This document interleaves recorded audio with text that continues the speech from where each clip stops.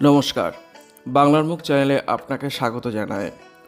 আজ শোনাব বীরভূমের এক অনামী শিল্পীর কথা। লালমাটির জেলা বীরভূম, কম বেশি সবাই এই নামের সঙ্গে পরিচিত। আর এই বীরভূমের বাসিন্দা রতন কাহার, কতজন চেনেন তাকে? কেউ তার খোঁজ রাখে না। একসময় আক্ষেপের সুর ঝরে পড়েছিল তাঁর গলায়। তাঁর গাওয়া গান অন্য শিল্পীরা গেয়ে লাইমলাইটে জায়গা করে নিয়েছেন। তার গানে মিশেছে র্যাপ, মিশেছে রিমিক্স, হয়েছে ডিজে। আজও বিভিন্ন বিয়ে বাড়িতে অথবা অনুষ্ঠান বাড়িতে তার লেখা গান হিট লিস্টে থাকে। কিন্তু গানের স্রষ্টাকে অনেকেই জানেন না আজও। তবে তিনি পেয়েছেন রাষ্ট্রপতি পুরস্কার। বীরভূমের সদর শহর সিউড়ির বাসিন্দা রতন কাহার। বড়লোকের বিটিলো গানের স্রষ্টা তিনি। 90 বছর বয়সের শিল্পী এখনও গেয়ে চলেছেন সিউড়ির বাড়িতে। তিনিই বাঁচিয়ে রেখেছেন বাংলার হারিয়ে যাওয়া ভাদু গান। বীরভূমের সিউড়ির ভট্টাচার্যপাড়ার বাসিন্দা প্রবীণ লোকসঙ্গীত শিল্পী রতন কাহার একসময় আলকাপের দলে যোগ দিয়েছিলেন। যাত্রা দলে মেয়ে সাজার অভিজ্ঞতাও রয়েছে তার। যৌবন থেকেই তিনি বেঁধেছেন অজস্র ভাদু ও ঝুমুর গান। পুরস্কার প্রশংসাপত্র পেয়েছেন। তবে তার রাখার জায়গা নেই এখন একচিলতে ঘরে। কিন্তু অর্থ পাননি।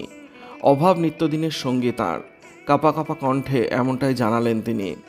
যেখানে আর 5টা সাধারণ মানুষ সোশ্যাল মিডিয়ায় রাতারাতি জনপ্রিয়তা লাভ করছে, সেখানে রতন কাহারের মতো একজন শিল্পীর অভাব যেন নিত্যদিনের সঙ্গী। শিল্পীর চোখে মুখে বয়সের ভার লক্ষ্য করা যায়। আগের মতো সেইভাবে আর চলাফেরা গান গাওয়া হয়ে ওঠে না। তবে তিনি চর্চা চালিয়ে যাচ্ছেন আজও। তিনি বলেন, তিনি কখনো কাহার কাছে হাত পাততে শেখেননি। আর সেই কারণেই আজ অভাব তার নিত্যদিনের সঙ্গী হয়ে দাঁড়িয়েছে। সকাল থেকে রাত পর্যন্ত অভাবের সঙ্গে দিন কাটাচ্ছেন তিনি।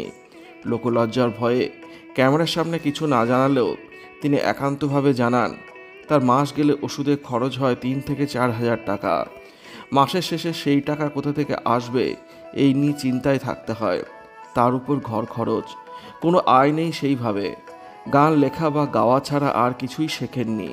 তাই আজ অভাবকে সঙ্গে নিয়ে চলতে হচ্ছে। এমনও হয় রোজ দিন ঠিকমতো খাবার জোটে না। তবুও মা সরস্বতীর আরাধনা তিনি ছাড়েননি।